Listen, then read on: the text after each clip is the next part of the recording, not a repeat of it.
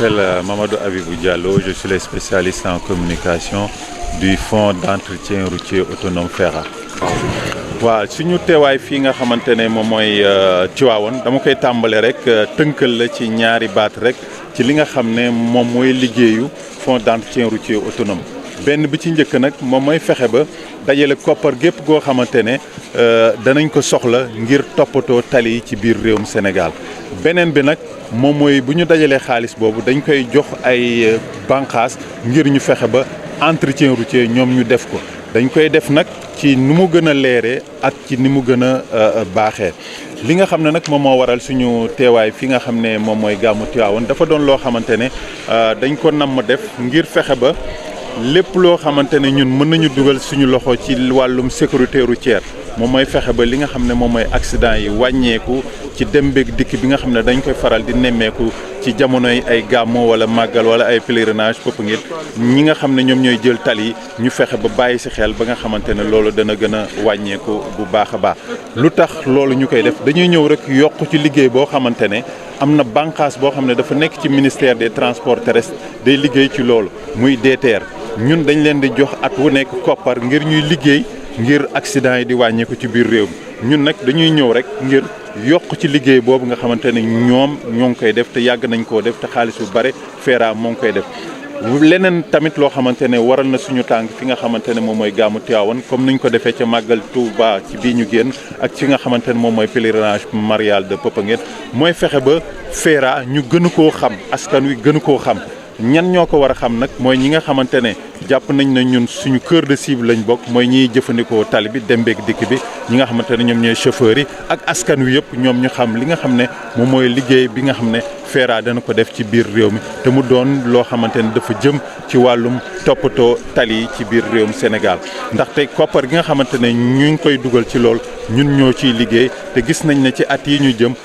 ci at yi ñu nekk ak yi ñu génn sax gis nañ ne koppar gi ñu ci doon dugal buñ ko nattoon ci atum 2007 2009 mu toll ci fukki milliards yu teg ci jamono ji nemeeku nañ ne buñ ko xaymaa at wu nekk daal dana toll ci lu weesu juróom fukki milliards ci at wu nekk te loolu dañ koy dugal ci lépp loo xamante ne jëm na ci defar tali ak di ko gën a ñoŋal ba nga xamante ne nit ñi buñ koy jël danañ gis ne danañ ko jël seen xel dana dal parce que dañuy daw ci tali yoo xamante ne tali yu baax la te tali yu baax boo ci dawee rek li nga xam ne moom moo ëmb sécurité routière di nga ci mën a gis sa bopp ndaxte dana wàññi bu baax a baax lépp loo xamante ne jëm na ci wàllum accident ak ñoom seen. ñu toppatoo tam xale yi si wàllu formation ci setal mbedd yeeg yooyu. waaw ci li jëm ci wàllum setal mbedd yi fii nga xamante ne la ñu nekk nga xamante ne moom mooy Tivaouane liñ ci nemmeeku mooy. ñun am na ab convention boo xamante ne tënk nañ kook ñoom convention boobu nag bañ ko tënkee li ko tax a jóg moom mooy fexe ba fépp foo xamante ne doon na tali fii nga xam ne moom mooy diwaanu Tivaouane am na ay ndaw yoo xamante ne dañ leen tàggat ngir ñu fexe ba suuf si nga xam ne day déborder di ñëw ci tali bi ñu jëlee ko fa buñ ko fay jëlee nag ñun ñooy jël xaalis bi nga xamante ne moom la ñuy fayee ndaw yooyu jumtukaay yi nga xamante ne ndaw yi ñoom ñoo koy jëfandikoo muy pelle brouette ak camion yi nga xam ne moom mooy jël mbalit ñun FERA ñun ñooy jël xaalis boobu jox leen ko. leneen tamit loo xamante ne doon na li ñuy liggéey ci ak communes yi bu weesoo commune Tivaouane muy commune yu nekk ci biir réew mi te ñu jàppee leen ay communes yu nekk ci biir àll bi danañ leen jàppale ba nga xamante ne. piste yi nga xamante ne yoon yu ñuy jaar te nokkul tali mu doon ay piste ñu koy toppatoo bu baax a baax nga xamante ne ñoom bu ñu ñorlee ñu mën koo jëlee seen i biir dëkk yóbbu ko ci biir réewum taax yi ngir ñu mën koo jaay ni nga xamante ne noonu la waree. yaa ngi doon xam da ngeen di tàmbali fukki milliards ak juróom-ñaar la woon waaye ci at yi ngeen dem ngeen bu fukki milliards. waaw juróom fukki milliards. waaw gis nañ ne bay FERA di tàmbale xaalis bi nga xamante ne danañ ko ci doon dugal tolloon na rek ci ay fukki milliards ak juróom-ñaar yi teg ñu koy dugal ci wàllum entretien routier waaye bu ñu ko nattablee ci at wii ñu nekk ci atum 2017 bi nga xamante ne génn nañ ko bu ñu ko nattee daal gis nañ ne koppar gi nga xamante ne ñoo ngi koy dugal ci toppatoo tali fii nga xam ne moom mooy réewum Sénégal toll na ci juróom fukki milliards ak juróom-ñaar yoo xamante ne day teg at wu nekk danañ fexe ba loolu ñu koy dajale ngir jox ko bànqaas bi nga xamante ne moom moo koy liggéey lu mel ne AGEROUTE ngir ñu fexe ba ñoŋal tali ba nit ñi di ci mën a jaar ba duñ ci am benn jafe-jafe. Votre présence à Tivaouane? Notre présence à Tivaouane s'explique dans le cadre de la mise en œuvre du plan de communication du Fonds d'entretien routier autonome FERA. Permettez-moi de rappeler un peu les deux missions principales assignées à ce fonds d'entretien routier qui est sous la tutelle du ministère des Infrastructures, des Transports terrestres et du désenclavement. Le FERA a deux missions principales. La première, c'est de mobiliser les financements nécessaires à l'entretien routier. La seconde, c'est de financer l'entretien et l'exploitation du réseau routier. Nous sommes donc à Tivaouane, comme je l'ai dit, dans le cadre de la mise en œuvre du plan de communication du FERA. Comme vous le savez, nous sommes du secteur des transports terrestres et comme vous le savez, les événements religieux constituent des opportunités de communication pour tout ce qui tourne autour des transports terrestres. Donc il était important pour nous, étant dans le secteur, de venir un peu travailler sur l'information et la sensibilisation concernant la sécurité routière. Parce que nous constatons chaque année qu'il y a des accidents de la route. Maintenant, il était important pour nous de venir véritablement aller à la rencontre des usagers de la route, particulièrement l'une des cibles, l'un de nos cœurs de cible, à savoir les usagers de la route et les chauffeurs, pour les sensibiliser par rapport aux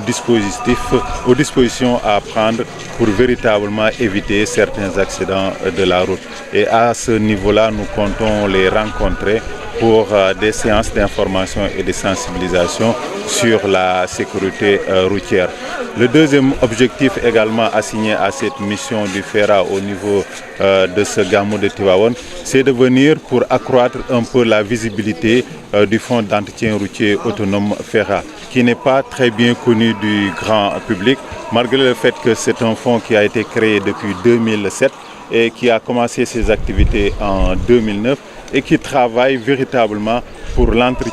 financer l'entretien routier au Sénégal. Et à ce niveau-là, nous gérons comme réseau classé par rapport à l'entretien routier plus de 15 000 km sur toute l'étendue du territoire.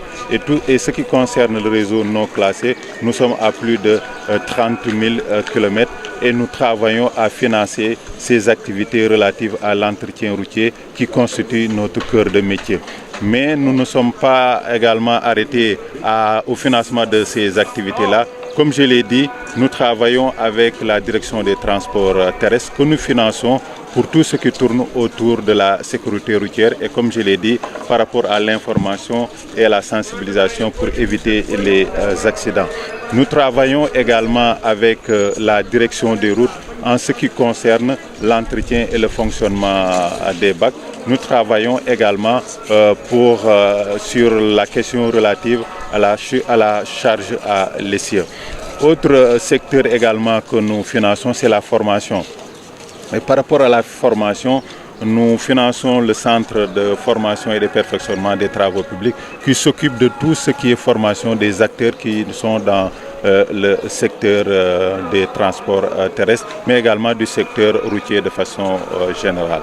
Nous avons également depuis 2017 entamé un programme pilote, un vaste programme pilote destiné aux collectivités territoriales. Et à ce niveau-là, ce que nous finançons, c'est au niveau des communes urbaines comme Tivaouane, nous finançons ce qu'on appelle le désensablement de la voirie urbaine. Et à ce niveau-là, nous finançons le recrutement des jeunes qui sont employés pour le désensablement de la voirie urbaine, mais tout ce qui est matériel acheté pour cette activité-là, c'est le fonds d'entretien routier autonome qui assure le financement, mais également nous travaillons dans les collectivités dites rurales pour l'entretien des pistes rurales. Et ça, c'est une manière également de désenclaver ces zones qui sont souvent à l'intérieur du pays, des zones de production agricole. Et sur le plan de l'entretien purement, est-ce que vous pouvez dresser